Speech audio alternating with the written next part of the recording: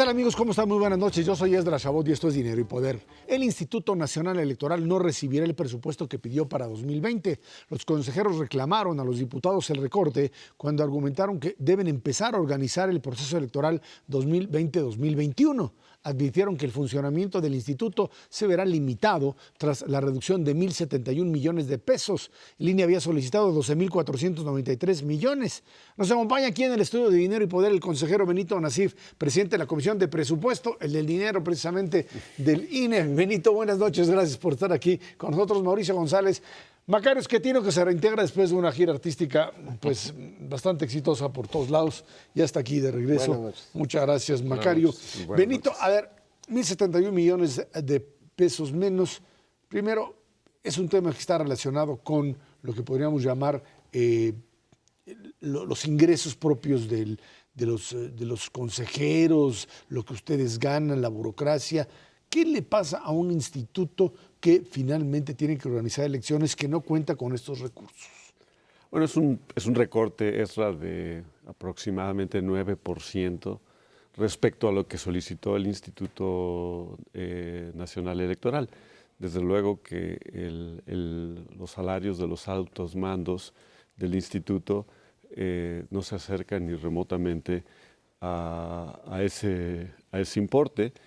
Y el INE ahora, una vez que se ha pronunciado la Cámara de Diputados, pues tiene que sentarse a ver la forma en que se pueda hacer el ajuste sin afectar sus funciones sustantivas. Y lo que podemos decir desde ahora es que la calidad de los servicios públicos, como los que presta el INE, depende de estar invirtiendo en ciertos desarrollos de sistemas, infraestructura, y que muy probablemente eso es lo que tendrá que suspenderse, junto con otros ajustes, por supuesto, pero que esto no puede estarse sacrificando año con año, ¿sí? Porque eventualmente se empezará a ver y notar en los servicios que se prestan al público. Se dice que una de las consecuencias sería que este análisis que se hace de los medios de comunicación y las elecciones, el monitoreo, es algo que o se tendrá que cobrar, no sé bajo qué mecanismo, o simplemente no se tendría que hacer. Sí, tiene que el equipo y el software para administrar los tiempos de radio y televisión. El INE es la central de medios más grande que hay en nuestro país. Administramos los tiempos de radio y televisión de manera permanente que le corresponden al instituto. Y luego ayudamos también a la Secretaría de Gobernación al monitoreo de sus tiempos en radio y televisión. Esa función pues, requiere de un equipo sofisticado, de software sofisticado, y tiene un ciclo de renovación que justo nos tocaba el próximo año y que ahora tendrá que posponerse, ¿no? Ese es el significado de estos recortes, que lo que nos preocupa es que si se hacen constantemente terminarán afectando la calidad de los servicios públicos que el Instituto Nacional Electoral presta. Mauricio. Una forma, bueno, vemos una tendencia, yo diría, bastante clara de esta administración, pues de quitarse de enfrente algunos de los organismos autónomos. Hasta el momento el INE y el Banco de México se habían respetado. Reducir el presupuesto de las instituciones pues es una manera de controlarlas, ¿no? De acotarlas, pero parece que hay un buen número de miembros de Morena que quieren ir más allá. Está esta propuesta de reforma para reducir el periodo de los consejeros y hasta donde yo entiendo, se trataría de que se instrumentara a partir de abril. O sea, afectaría a los consejeros actuales, particularmente al presidente consejero. ¿Qué perspectiva le ves tú a esta reforma desde adentro del INE? Sí, actualmente el consejero presidente, una vez que lo nombra la Cámara de Diputados por una mayoría calificada de 2/3 partes, tiene 9 años en su encargo. Esa estabilidad es muy importante para la autonomía del Instituto Nacional Electoral su autonomía constitucional. La propuesta que se ha presentado en la Cámara de Diputados significa acabar con esa estabilidad y hacer que cada legislatura, la mayoría partidista en la Cámara de Diputados, nombre al presidente. Eso mermaría, dañaría las condiciones para el ejercicio independiente y autónomo del cargo de presidente del Instituto Nacional Electoral, y creo que le daría una injerencia indebida excesiva a la Cámara de Diputados en la conducción de los asuntos internos del instituto pues terminaría politizando al Instituto Nacional Electoral de manera excesiva. Una información que puede ser útil para los amigos del auditorio es cómo se construye el presupuesto. Los órganos autónomos le envían su presupuesto a la Secretaría de Hacienda. Quien no puede modificarlo, lo tiene que enviar igualito como lo recibió a la Cámara de Diputados, y es la Cámara la que puede cambiar. Y esto es importante entenderlo porque puede haber la confusión de si los diputados son los que decidieron reducir el presupuesto al INE o a la Fiscalía o a la Comisión de Competencia. No, esta es una decisión presidencial que se ejecuta a través de los diputados porque es la única forma de hacerlo.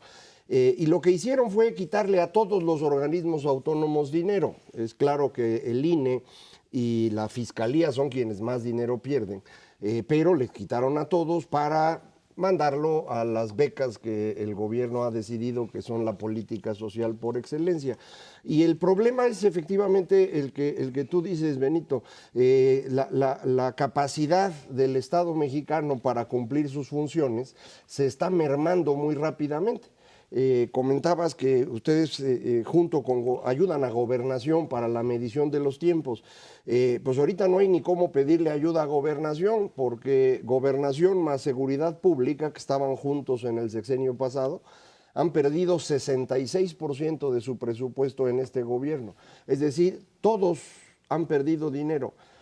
¿Cómo, además de la organización de elecciones, cómo podemos imaginar el funcionamiento del Estado mexicano en los próximos años? Yo creo que la política de austeridad es una medida razonable, es necesario y bienvenido que tanto la Cámara de Diputados y todo este gobierno la promuevan, pero debe ser una austeridad bien entendida, razonable, que no afecte la calidad de los servicios públicos, que no la sacrifique en aras de ahorrar hoy lo que tengo que pagar mañana, con creces mañana. Y creo que tiene que haber un estudio más cuidadoso de dónde hago los recortes ahora, dónde ahorro para no tener que estar pagando después lo que dejo de gastar el día de hoy. Una de las salidas que se daban a esto era que los partidos políticos les dieran del presupuesto que se les asignó, que finalmente parece no hubo ningún recorte, dinero al propio instituto. ¿Esto es viable? O sea, ¿es legal que para los partidos políticos puedan transferir recursos asignados a ellos para su organización, manejo, etcétera, lo pudiesen transferir alguna parte al instituto, o es algo que simplemente no procede, Benito? No, el Instituto Nacional Electoral, el INE, no puede recibir dinero de los partidos políticos. Los partidos políticos, sin embargo, pueden renunciar a su financiamiento público. De hecho, ocurrió por primera vez en el 2017, cuando algunos partidos políticos, no todos, decidieron renunciar a sus prerrogativas por cierto tiempo, y esas prerrogativas el INE las enteró, las reenvió a la Tesorería de la Federación, pero no puede funcionar un mecanismo en el cual los partidos políticos, ahí te dejo un porcentaje de mis prerrogativas para que tú hagas tus funciones. La ley es muy clara, la Constitución también, las funciones de Estado tienen que financiarse desde el presupuesto. Benito, has enfatizado aquí en tus comentarios, que te agradecemos desde luego, el asunto de la calidad, que disminuir los recursos al INE puede restar la calidad de los servicios del INE. ¿Podrías precisar un poco más este asunto de la calidad? ¿Qué quiere decir calidad? ¿Calidad quiere decir las micas de las credenciales? ¿O calidad quiere decir la claridad de las fotos cuando va uno a votar y que están las listas ahí con las fotos y los datos de todos los que vamos a votar? ¿O quiere decir la posibilidad de perder la legitimidad de los resultados electorales? ¿Qué quiere decir esto de calidad? Bueno, quiere decir muchas cosas. Uno de los servicios públicos más importantes que el INE presta es la emisión de la credencial para votar. Este documento es el principal documento de identificación de todos los mexicanos. 94-95% de cada mexicano mayor de 18 años tiene una credencial para votar.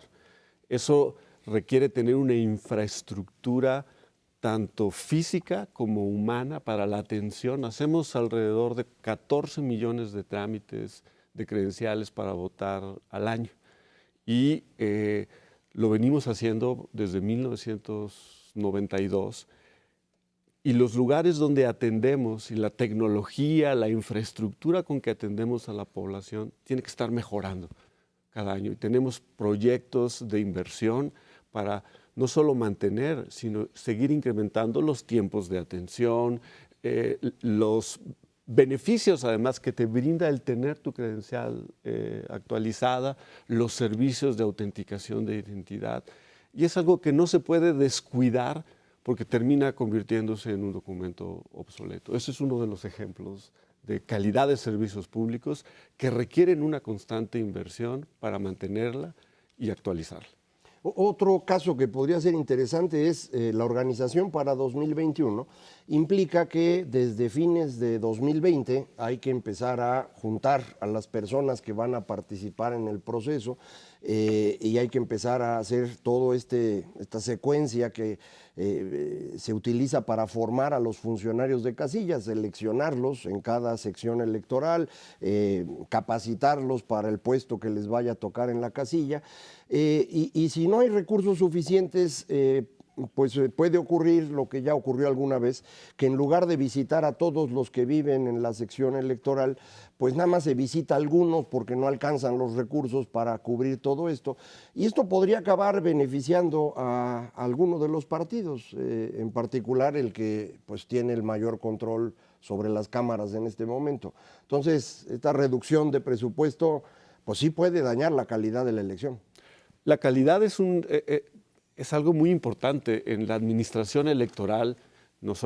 Pienso que no solamente en esos servicios públicos, pero particularmente en eso, porque toda la regulación que hay de los procesos electorales establecen estándares de administración electoral muy elevados si los comparamos con los de otros países. Por ejemplo, lo que has mencionado, Macario, respecto a cómo se integran las mesas directivas de casilla. Es un proceso largo, complejo, costoso también, ¿sí?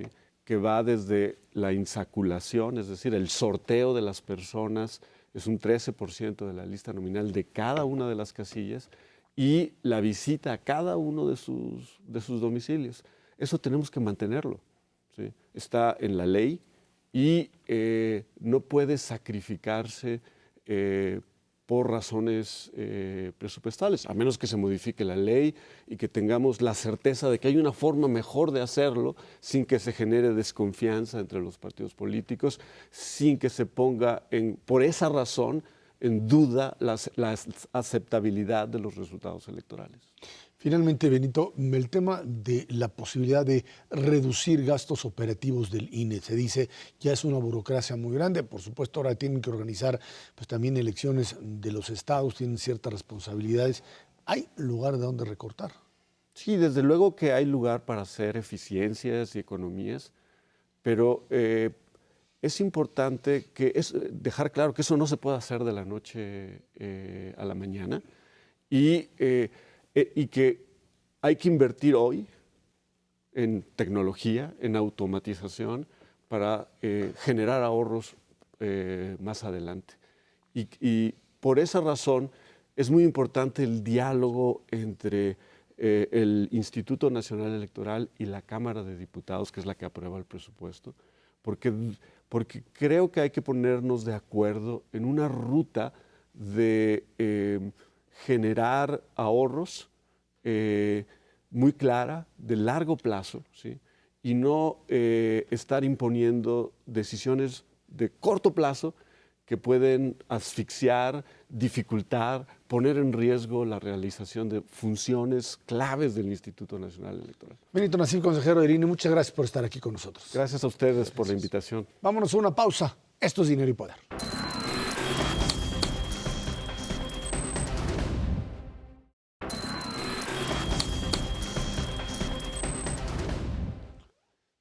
El pasado martes, el gobierno federal y la cúpula empresarial del país presentaron el Acuerdo Nacional de Inversión en Infraestructura, que contempla 147 proyectos para los sectores de transporte, telecomunicaciones, agua y saneamiento, turismo y salud.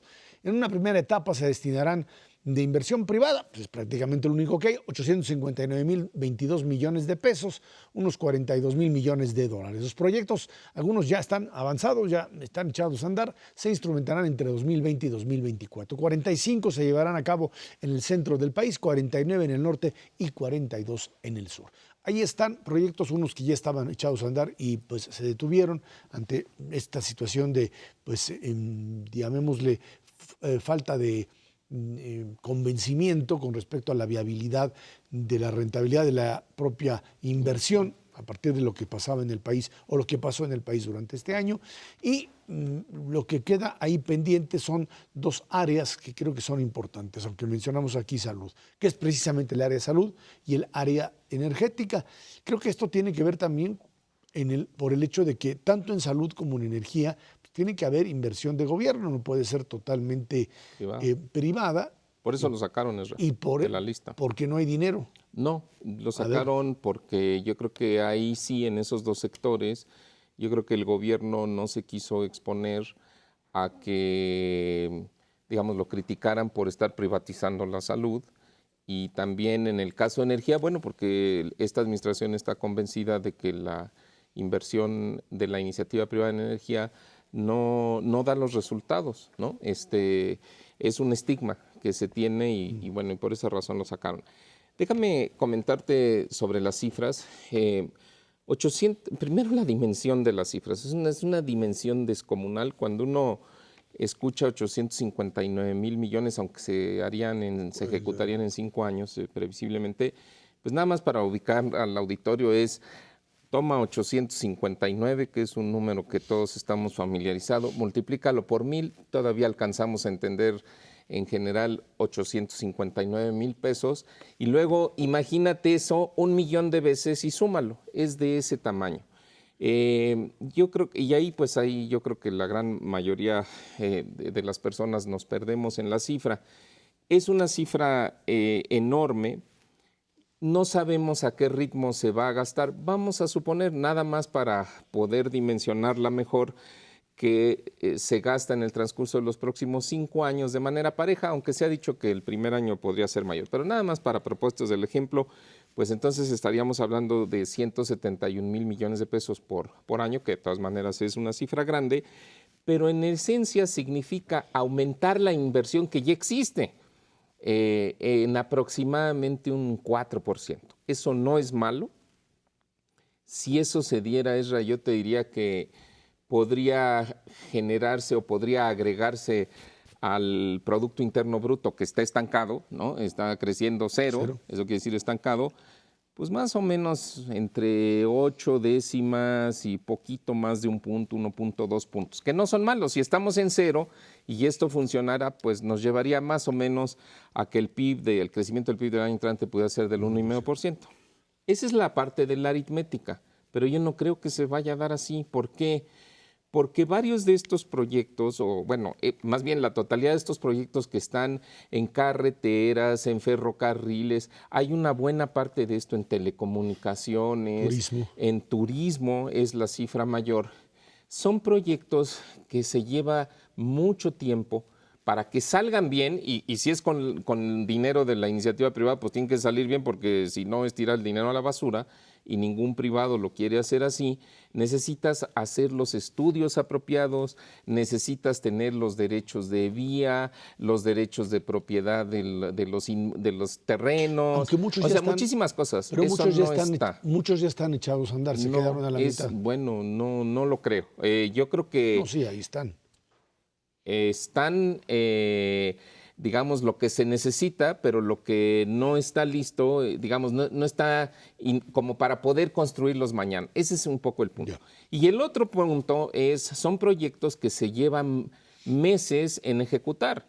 Entonces, el impacto que esto tiene sobre la economía es cuando la inversión se va gastando, o sea, se va generando, y mientras no se genere, pues no tiene su efecto sobre el crecimiento. Entonces, creo que el anuncio es bueno para sintetizar, pero me parece que su efecto puede estar sobredimensionado.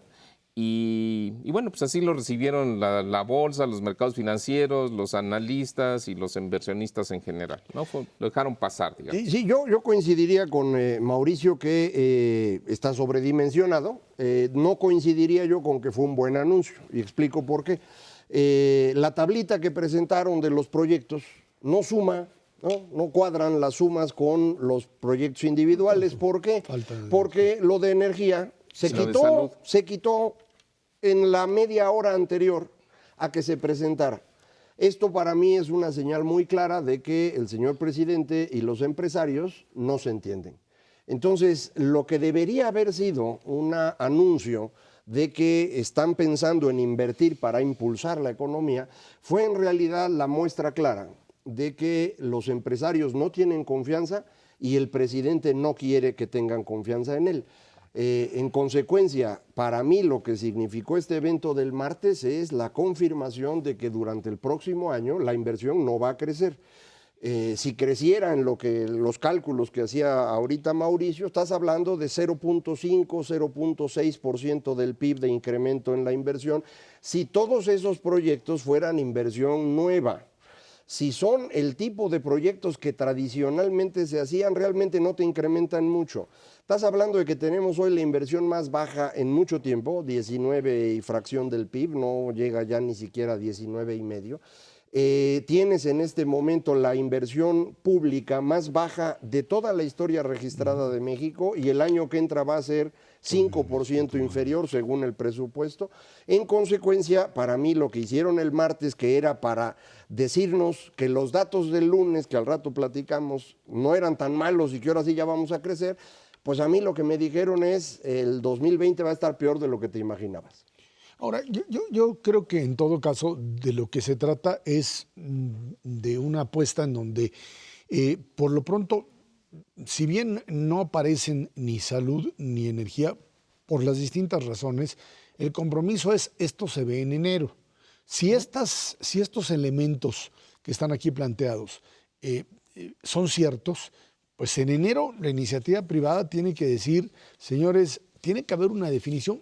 Más que en el tema de salud, creo que también, no niego que es importante, en el tema de energía, porque ahí es donde parecería está atorado precisamente la discusión. Hasta dónde los llamados farm outs, hasta dónde las asociaciones público-privadas, hasta dónde el mecanismo de la reforma energética que se trató de cancelar tiene que sostenerse, por lo menos en alguna forma, uno para garantizar la propia producción petrolera, el llegar al 1.900.000 o 1.800.000 o 1.700.000 por un lado, y por otro lado para mandar esa señal que le funcione al inversionista nacional, pero más que nada hay que recordar que aquí no hay un peso ni un dólar de capital extranjero.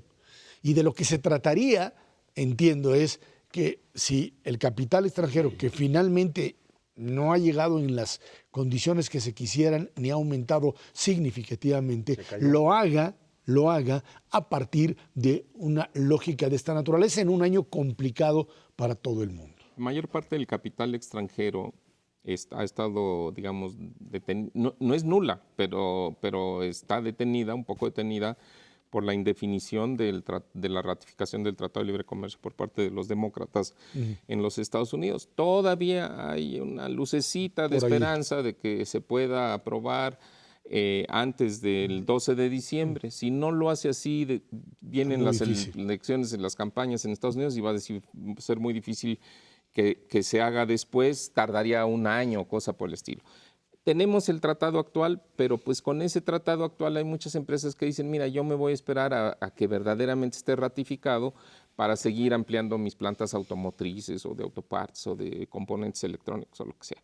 Entonces, en ese sentido no creo que vaya a haber mucha ayuda de parte de la inversión extranjera. Yo creo que aquí es más bien en el tema de la inversión nacional. También se incorporaron en este plan o en esta primera fase del plan de infraestructura, por ejemplo, algunos proyectos en telecomunicaciones. Telecomunicaciones tiene algo así como 86 mil millones.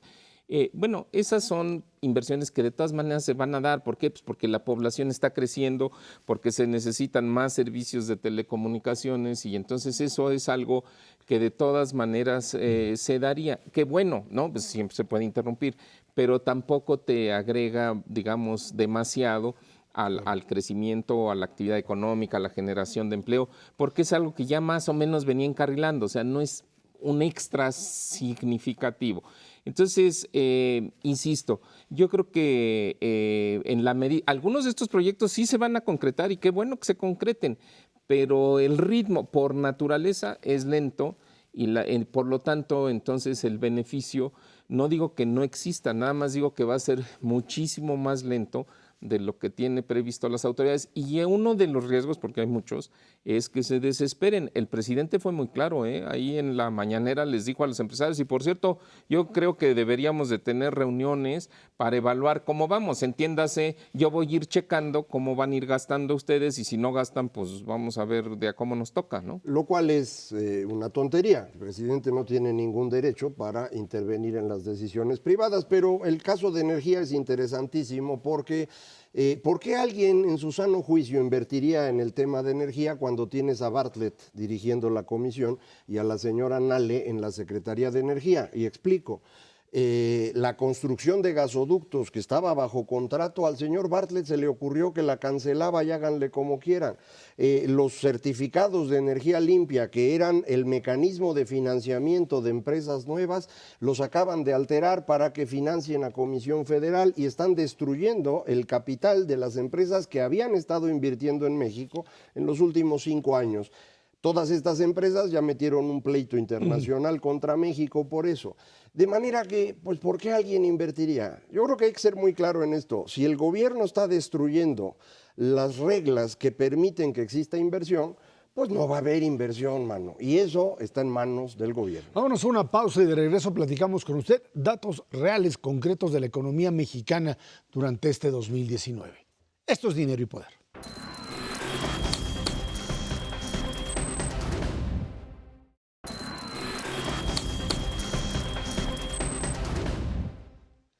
Bueno, como una reacción al nulo crecimiento de la economía nacional, ayer Banco de México baja nuevamente su estimación de crecimiento del Producto Interno Bruto, lo pone ahora en menos 0.2% a, si nos va bien, 0.2%.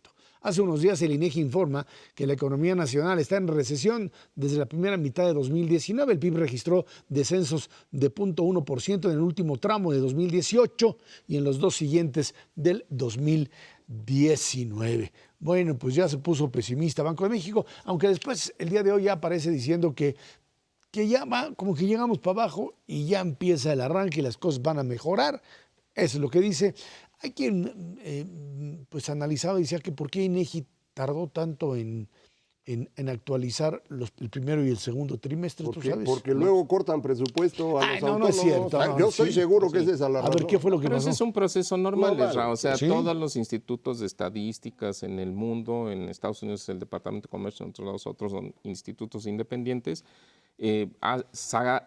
publican sus cifras preliminares, que yo creo que eso es bueno porque todos tenemos la información, y después hacen algunos ajustes en base a ya cálculos más refinados, y yo te diría que el INEGI no se tarda más de lo normal, al contrario, yo creo que está un poco menos que otras instituciones. Mira, yo lo que percibo es, México ha tenido, olvidémonos del tema de si es una recesión o no, porque en esa discusión No, nos es podemos una estar aquí todo el académica programa y es una cosa bastante inútil para el auditorio sobre todo. Yo creo que lo que es un clarísimo es que la economía está plana, o sea, no está creciendo. Eso es lo que el Banco de México ratificó.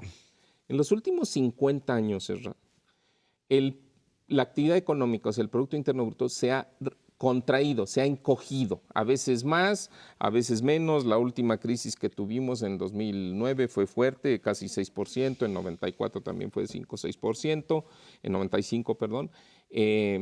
Pero en todos los casos, en todos esos 5 casos en 50 años, al año siguiente de la caída económica ha venido una recuperación que alcanza a compensar la caída y te queda una pizcacha. Entonces, vamos a decir que México ha tenido crisis de falta de actividad económica, pero ha salido con bastante rapidez de ellas, ¿ok? Bueno, en esta ocasión es algo muy diferente que no hemos vivido en décadas, por lo menos desde que yo me acuerde, ¿no? Que ya es bastante. Que ya son muchas décadas. Son más de 6, Décadas. son 6 décadas y Y el media, por piquito. si tenían curiosidad, Así es. ¿ok? Bueno, y aquí el proceso que estamos viendo es un proceso en donde la actividad económica se ha ido alentando despacito, pero la gran bronca es que no ves que vaya a levantar en un año y probablemente en 2 y ya en 3 yo ya no me atrevería a hacer pronósticos, pero que levante de manera significativa en los siguientes 2 años se ve muy complicado porque los motores del crecimiento que son el gasto público, en lugar de subir va a bajar por la austeridad republicana. Y porque no hay la forma de inversión hacerlo crecer. productiva ya la comentamos. El consumo se está desacelerando porque el empleo no está respondiendo bien, los hogares no tienen suficientes ingresos.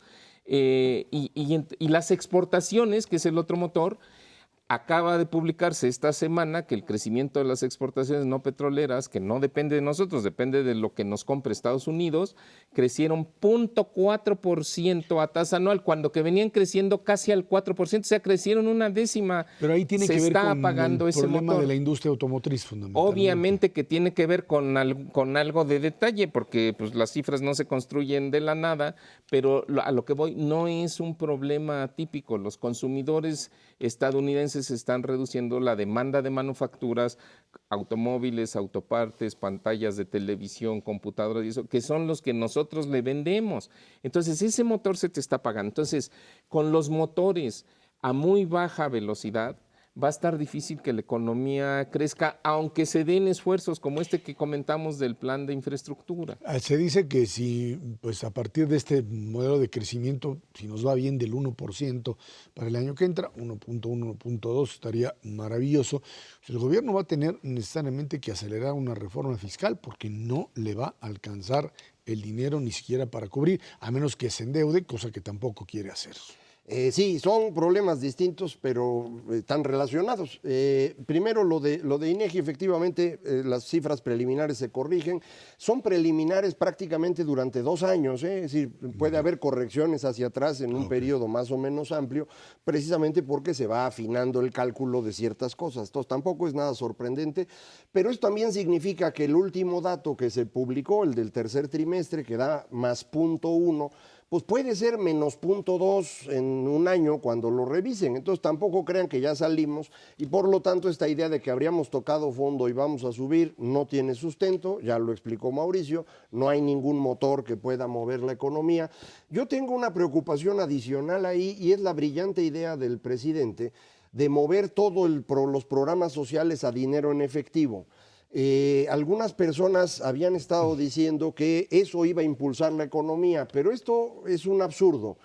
Si el gasto del gobierno ocurre a través de funciones del gobierno o a través de transferencias, es exactamente lo mismo para la economía. No crece la demanda, por lo tanto no crece la economía, pero puede ser incluso una cuestión negativa.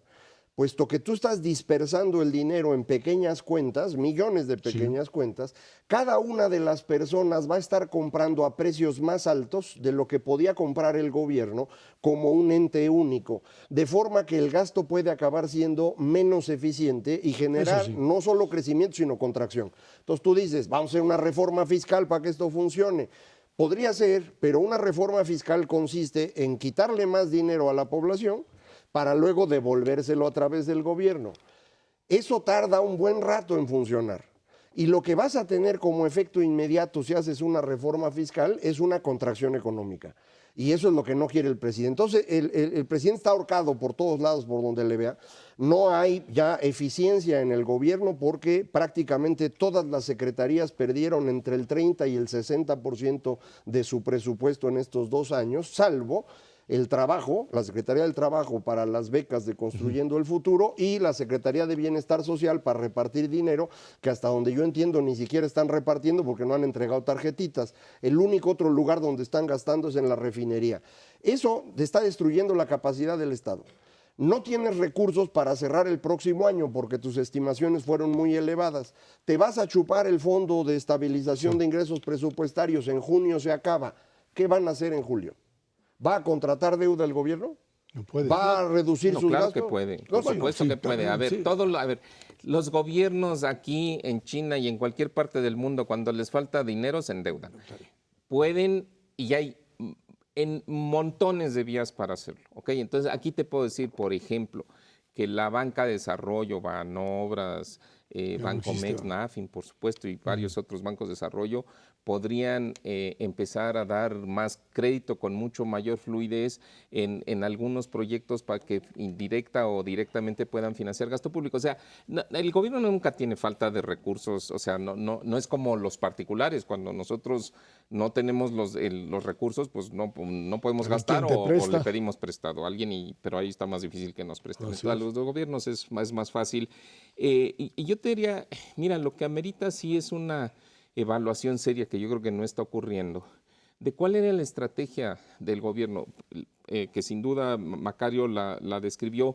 Me parece que también habría que agregar el componente. Yo recuerdo en la campaña presidencial y después recién iniciado el gobierno, que por ejemplo el entonces secretario de Hacienda, Carlos Ursúa, todavía afirmaba que iba a haber ahorros por el tema de la corrupción. Entonces dijeron, vamos a llegar, vamos a hacer auditorías. Como le vendían muy caro los prestadores de servicios al gobierno por un tema de corrupción, con 500 mil millones de pesos que nos podemos ahorrar, con eso financiamos parte de los programas sociales. Bueno, las cifras ya se hicieron las auditorías en muchas de las dependencias, por eso se paró el gasto público en la primera mitad de este año. Pues no sé si encontraron o no encontraron. Lo que sí te puedo decir es que las cifras de gasto no revelan el ahorro. Entonces tú dices, si no te está funcionando la estrategia, cámbiala, y ahí es donde se están viendo muy resistentes a hacerlo, ¿no? Ahora, el único indicador que tienes de que este consumo minoritario está funcionando es el hecho de que, pues sí, ventas minoristas te aparecen con crecimiento, que esto es producto, dicen, de un aumento en salario real, en el hecho de que pagaste salarios por encima de inflación, y todavía esto, yo creo que este crecimiento cero es producto precisamente de eso, si no estaríamos en -1, porque esto te da la posibilidad real de mantener todavía el consumo en un nivel que no es tan grave como en un proceso recesivo real.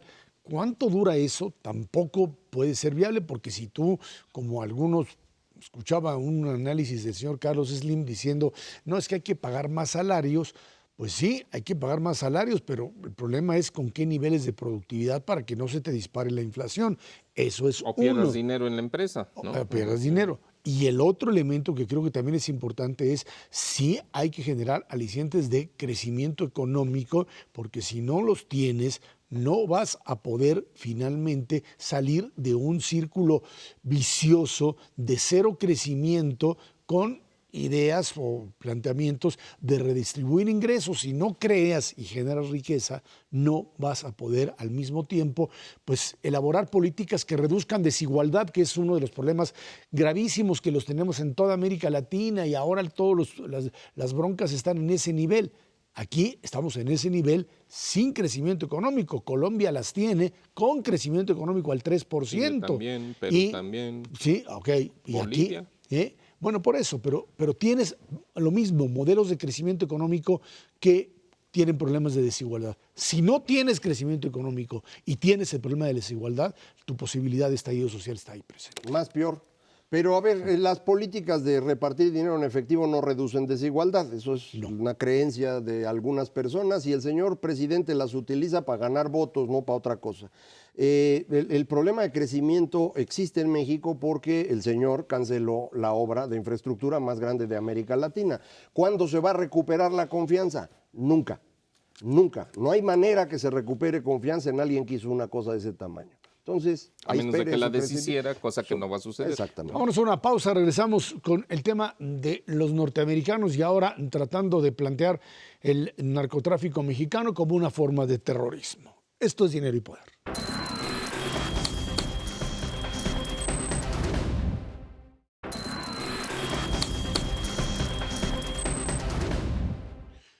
Y otro golpe bajo al gobierno de Andrés Manuel López Obrador fue la declaración del presidente Trump a su periodista estrella, O'Reilly, en donde pues, este periodista conservador tuvo la capacidad de sacarle al presidente la declaración en donde él dice que los cárteles de la droga mexicanos deberían ser designados como terroristas. De acuerdo a las leyes de los Estados Unidos, eso significaría una intervención directa en un lugar como México. La respuesta del gobierno mexicano fue inmediata. La Cancillería busca un encuentro al más alto nivel con autoridades de Washington para discutir el tema, dicen, de suma importancia para la agenda bilateral. A ver, ahí está el planteamiento, creo, no sé si a lo mejor apresurado. Es una entrevista que cuando uno la escucha, es O'Reilly el que intenta sacarlo. Es un personaje bastante siniestro, un personaje estos de la ultraderecha norteamericana que está ya en radio, ya ni siquiera está en Fox News. Tiene ahí un programa y pues muy querido por Trump y en donde él le insiste en si esta idea de que los narcotraficantes son terroristas.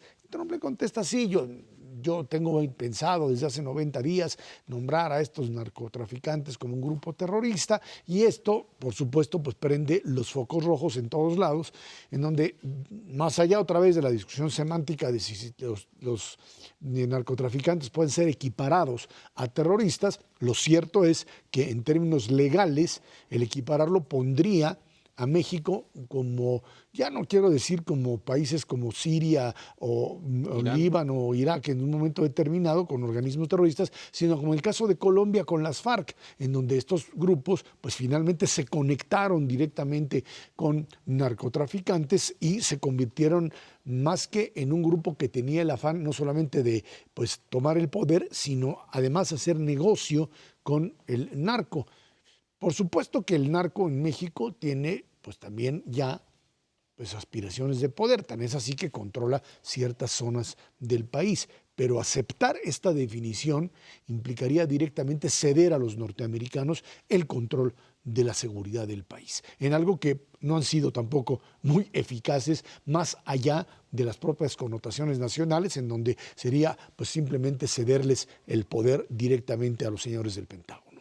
Sí, varias aristas en este fenómeno. Déjame ejemplificar dos formas de ver el problema distintas.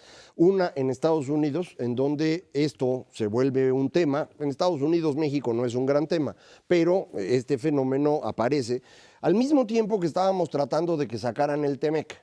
Yo creo que esto no ayuda mucho. Si además le suma uno que el señor Trump trae encima el proceso del impeachment y finalmente que acaba de firmar la carta esta reclamándole a China por lo que ocurre en Hong Kong, estamos hablando de que Estados Unidos trae un plato muy lleno para resolver en las próximas 2 semanas y por lo mismo a mí me parece que el TEMEC puede haber quedado difunto alrededor de esto. Vamos a ver, ayer hubo una reunión y no acabó en nada. Entonces, ese es de aquel lado. Del lado de acá, mi preocupación es más concreta, tanto en el caso de Culiacán, donde soltaron al hijo del Chapo, como en el caso de la tragedia de la familia Levarón. El presidente se ha enfrentado con los dos contrapesos de última instancia que uno no quiere nunca ver metidos en la política nacional, las Fuerzas Armadas y Estados Unidos. Si la forma como está funcionando este país, con una economía estancada, una política muy polarizada, un intento de destrucción institucional, se le suma este enfrentamiento con Fuerzas Armadas y Estados Unidos, pues yo creo que la circunstancia es bastante seria. No sé si el presidente lo está interpretando de esa manera o él sigue en su lógica muy limitada de concentrar el poder, repartir dinero y esperar a la elección del 21. Pero si seguimos en este ritmo, pues a lo mejor no llegamos al 21 en buenas condiciones. Sí, yo creo que esta declaración de Trump nos ha puesto una vez más en una situación muy compleja, sobre todo el gobierno mexicano. Y la verdad me parece un poco desafortunada las primeras reacciones. Primero, pues nos agarró, ¿no? A la Cancillería y probablemente al propio presidente fuera de base. Yo creo que no se esperaban una declaración así. México ha cooperado con los caprichos, si le podemos llamar así, del presidente Trump, sobre todo en el tema del control migratorio, claro, frente a la amenaza de que no subieran los aranceles a las exportaciones mexicanas, pero bueno, entonces esto me parece que es una sorpresa y la primera reacción, inclusive fuera del gobierno, ha sido de si es innecesario, ¿no?, calificar a los cárteles mexicanos de terroristas. Bueno, yo creo que seguirnos por esa vía en la discusión me parece que vamos a perder bastante. Para empezar, la definición oficial de terrorismo pues no es algo que sea muy clara. A fin de cuentas, el terrorismo quiere decir que hay violencia y que hay miedo para intimidar. Y en el caso, por ejemplo, de Culiacán, pues uno podría decir, pues sí, en ese caso sí hubo tintes terroristas porque intimidaron a una población de 1 millón de personas en Culiacán con 6 horas de tiroteo. En el caso de la tragedia de los Levarón, pues no se diga, ¿no? Entonces, yo creo que irnos por esa vía sí me parece totalmente desacertado.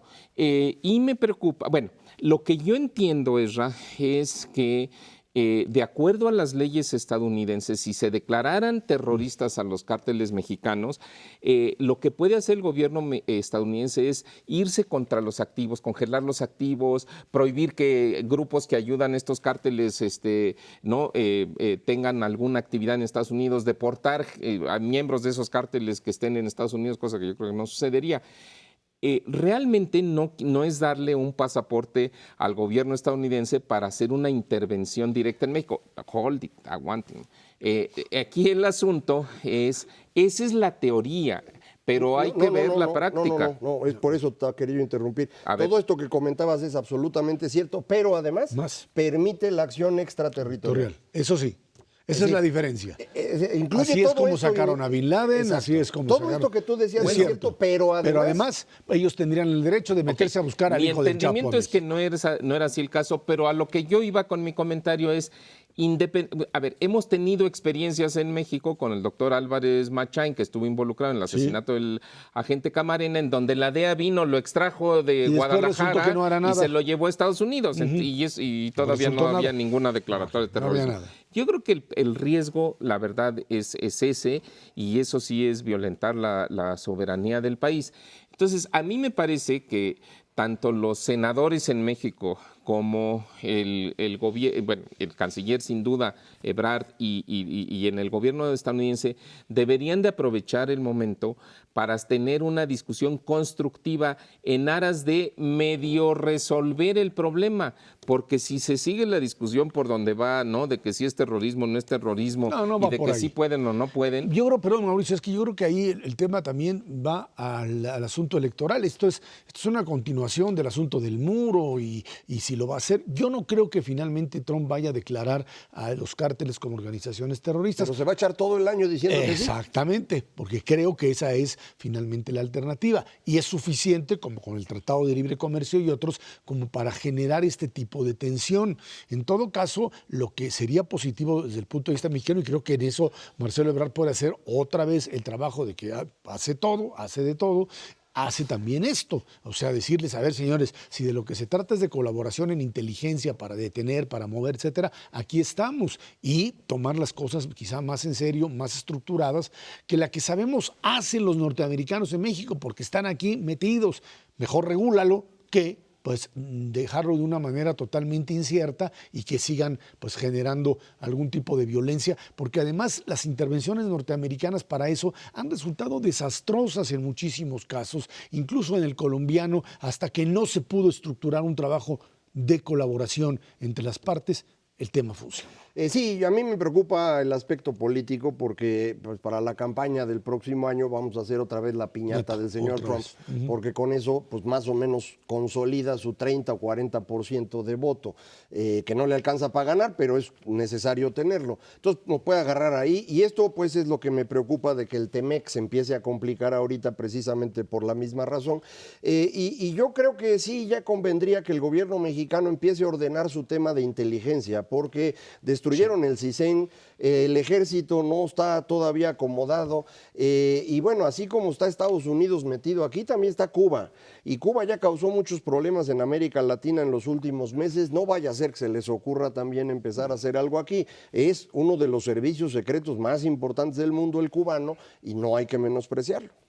Finalmente, bueno, pues lo que creo es que en este caso México tendría que tomar otra vez la iniciativa antes de que el señor lo tome de bandera para una campaña política verdaderamente desastrosa. Mauricio González Macario Esquetino, muchas gracias. Gracias a usted que nos ve y nos escucha todos los jueves aquí a las 10 de la noche en el 11 Dinero y Poder. Por nuestra parte, muchísimas gracias y muy buenas noches.